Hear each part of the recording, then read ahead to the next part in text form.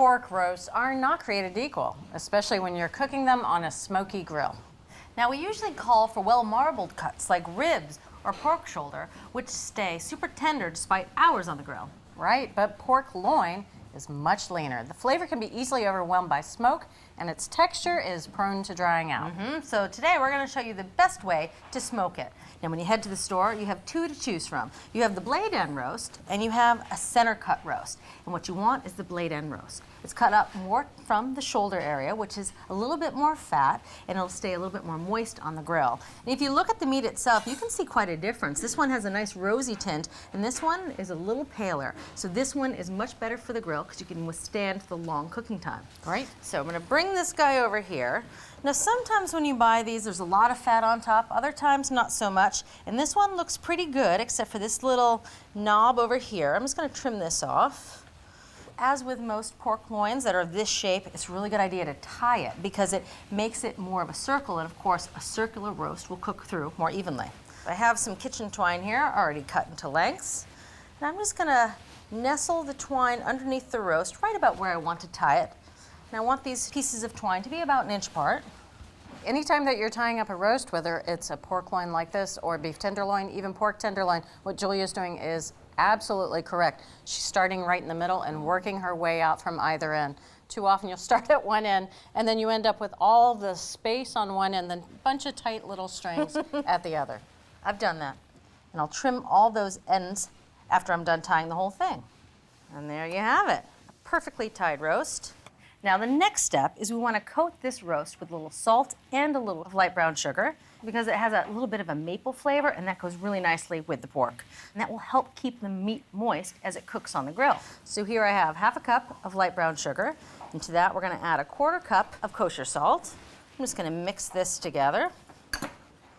All right, now before I rub it all over the roast, I'm going to take a little piece of plastic wrap and put it down on the cutting board because it helps keep things just a little tighter.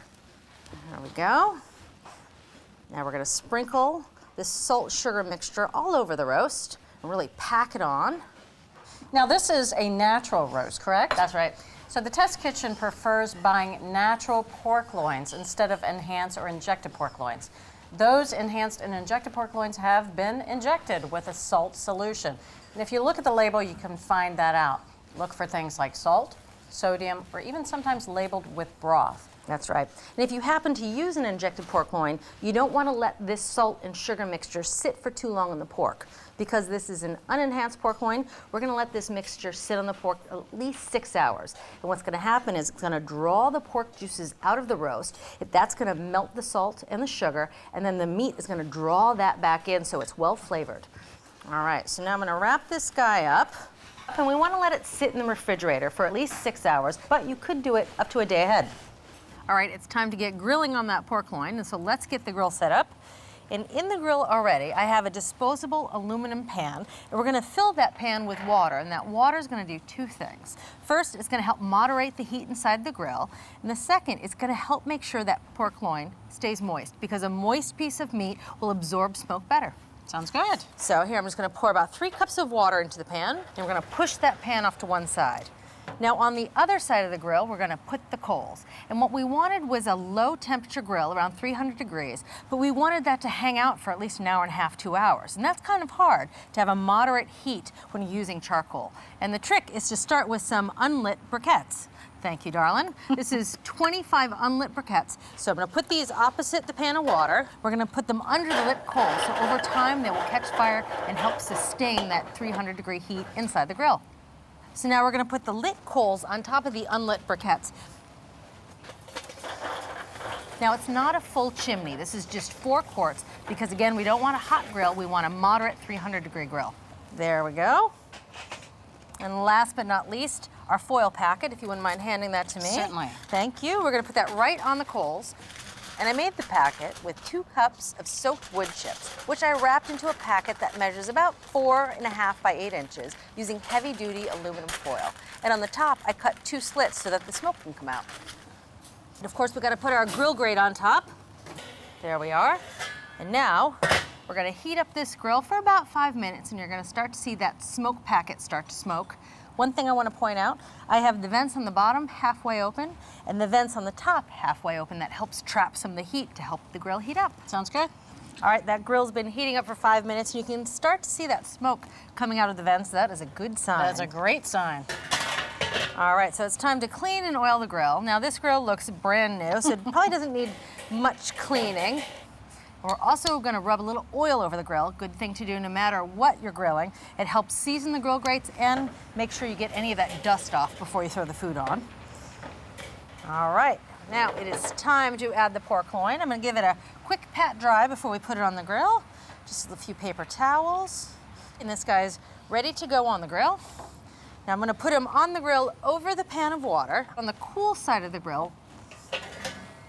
All right, we're gonna put the lid on and I'm gonna put those vents over the pork loin. That'll help draw the smoke up around the pork loin as it cooks. Nice. That's interpretive dance. I love it. It's like a smoked superhighway.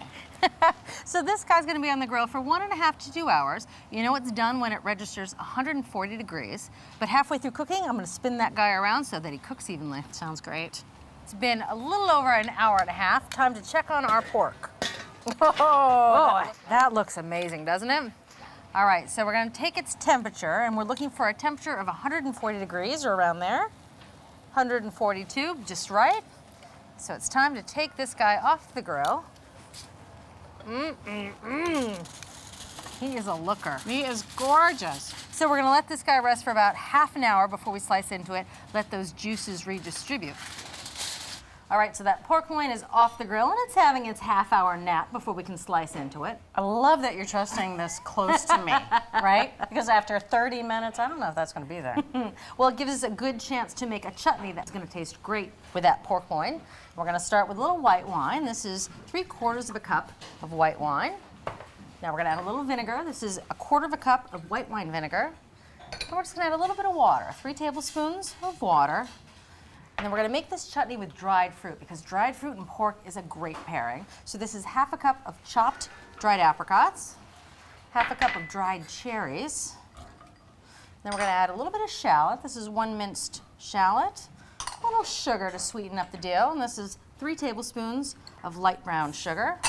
And last but not least, a little freshly grated Ginger. Yeah, freshly grated ginger. So this is 2 tablespoons of freshly grated ginger.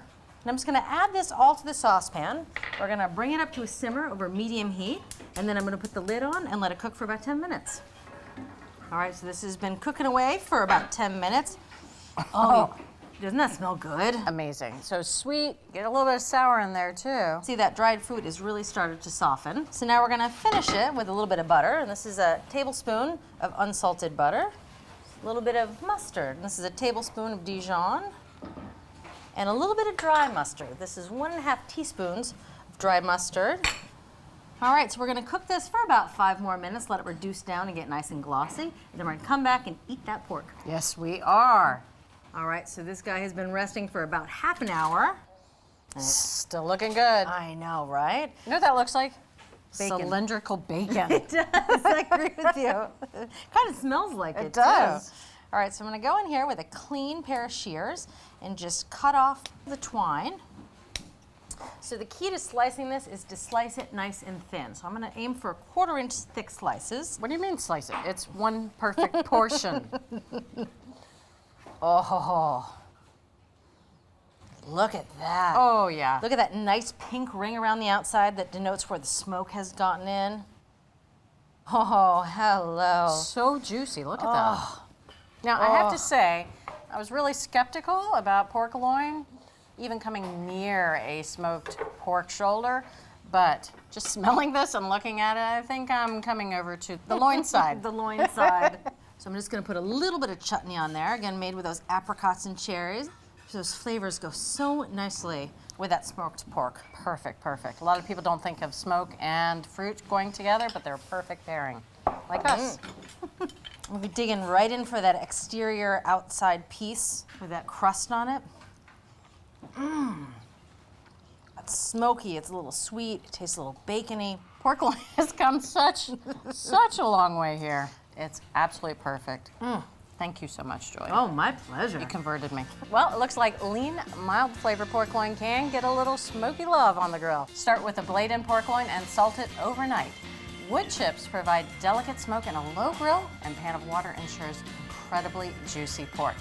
Finish it off with a simmered sauce of white wine and dried fruit, and there you have it. From our test kitchen to your kitchen, the very best smoked pork loin with dried fruit chutney. Thanks for watching America's Test Kitchen. What'd you think? Well, leave a comment and let us know which recipes you're excited to make, or you can just say hello. You can find links to today's recipes and reviews in the video description. And don't forget to subscribe to our channel. See you later. I'll see you later.